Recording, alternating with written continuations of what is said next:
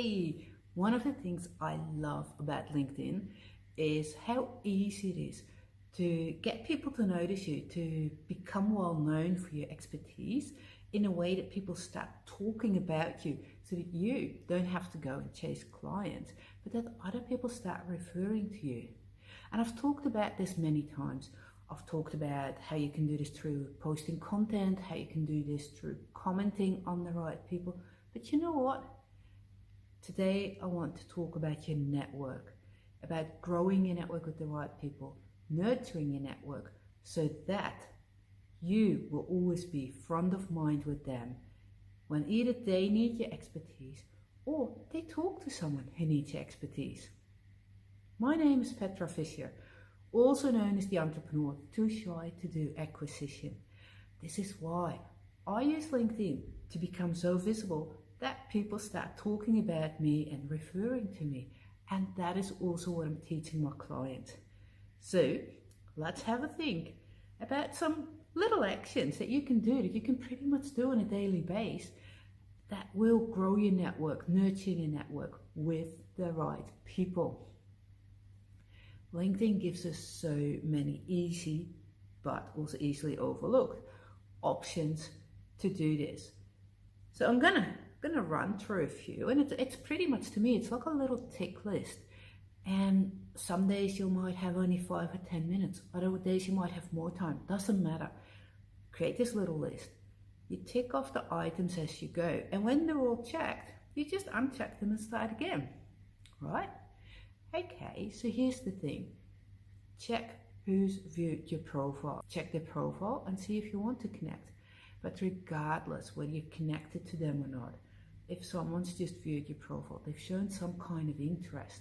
So what you do then, you go and find their latest post and see if you can comment on that.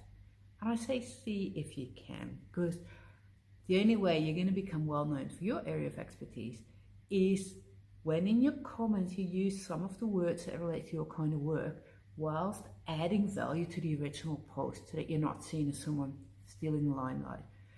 The other thing to do is follow us, especially if you have creator mode switched on, because then LinkedIn totally discourages people from connecting with you and makes it dead easy for them to follow you.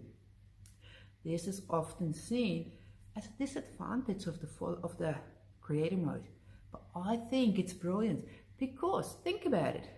First of all, for other people, just clicking follow is way easier and less daunting than inviting you and hope for the best that you'll accept. The other thing is, when people invite you to connect, sometimes that's because they want to sell you something, sometimes that's just because they want to grow their network, but people who follow you are most likely interested in your content, so they're more likely to be the right people to have in your network.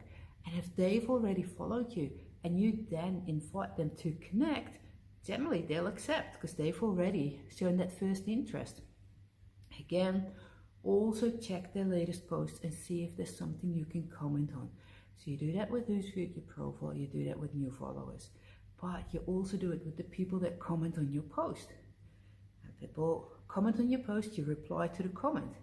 But if these people are mildly interesting for you to have in your network, then you see what they've been up to, and if you can, comment there. Again, if you're not yet connected, this might be a good time to fix that. Next level, that was silly, but the other thing is you might have people who liked your post. These can sometimes feel a little bit creepy or stalky if you go straightly to invite them to connect. What you can do, however, is check their profile, see if they posted anything, and comment on that. All great places to start. The other thing is, once you're connected to people, LinkedIn gives you so many easy ways to stay in touch. Because that little red bell up the top, the notifications, whenever someone has a birthday, a new job, an anniversary, that is an opportunity for you to send a nice and friendly message so that people remember again that you exist and think nicely of you. The notifications will also tell you when you have a new connection and they post it. So if this is a connection that is interesting to you, this is also a good time to comment on their post, because algorithm likes keeping these things warm and all that. So these are lots of tiny little tasks that you can do daily, or if you're not on LinkedIn daily, every once in a while. But it helps to grow your network with the right people in an, easy way. Look, so another thing you can do is do searches. And what kind of search? That depends. If you are looking for people in a specific job function, you put their job title. And I'm going like this because if it's more than one word, you put it in quotation marks so that the search gives you results that has that whole phrase and not just one word or the other. Then you can filter this search.